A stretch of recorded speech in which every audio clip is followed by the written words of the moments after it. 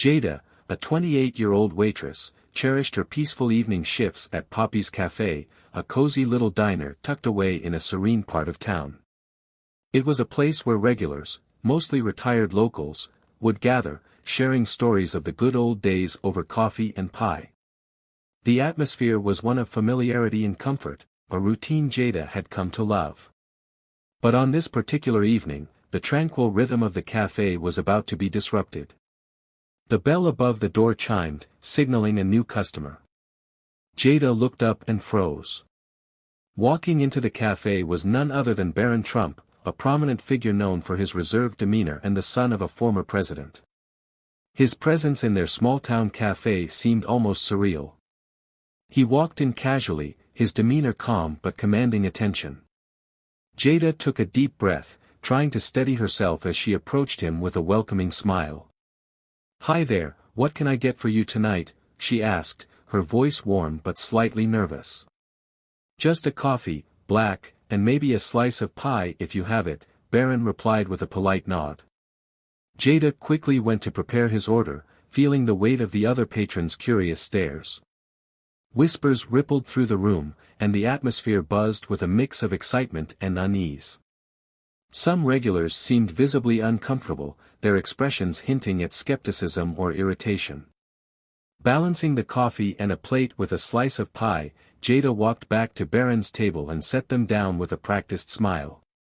"Thank you," he said, taking a sip of the steaming coffee. His gaze shifted to the window, lost in thought. The cafe began to settle again, but not for long. One of the regulars, Frank, a man known for his blunt and sometimes confrontational nature, decided to approach Barron's table. Jada's heart sank as she watched Frank walk over, a skeptical expression on his face. "Excuse me," Frank said gruffly, his voice loud enough to catch the attention of the other patrons. "Aren't you the guy who's always in the news? What brings someone like you to a place like this?" Barron looked up from his coffee, his expression calm but slightly tense. "I was passing through and thought I'd stop for a quiet moment," he explained. "Sometimes, places like this offer the peace that bigger cities can't." Frank crossed his arms, a hint of skepticism still lingering. "Sure, but you must be used to more exclusive places. What's the real reason you're here?" Murmurs of agreement rose from some of the other tables. Jada's chest tightened as she sensed the growing hostility in the room. Watching Barron handle the criticism with measured responses, she felt a surge of unease and, unexpectedly, a sense of sympathy. To her, he represented someone trying to find normalcy amidst a life of constant scrutiny.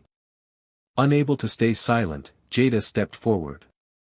"Look, I know not everyone agrees with what he's doing," she began, her voice steady despite her racing heart. "But dismissing his presence as suspicious doesn't seem fair.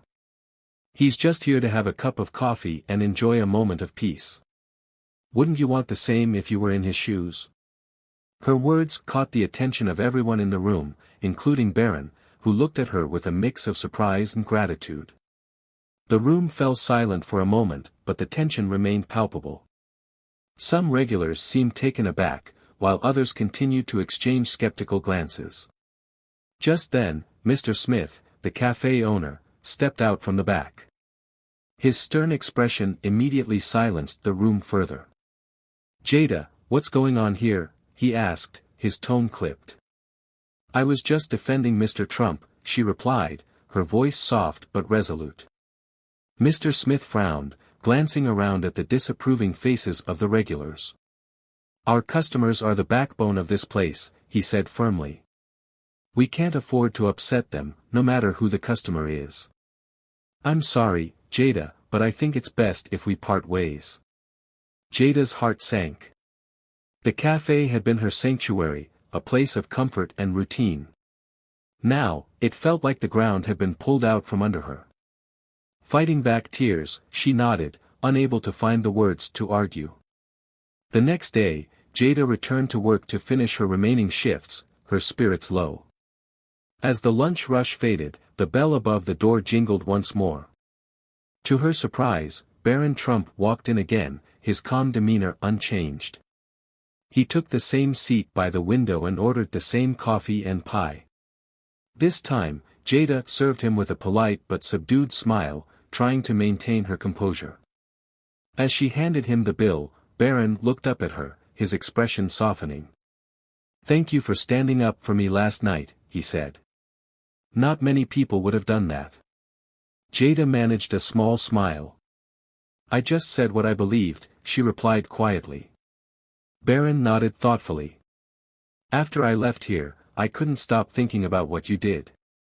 I'd like to offer you a job at my foundation. It's not glamorous, but it's steady work, and it could be the start of something bigger."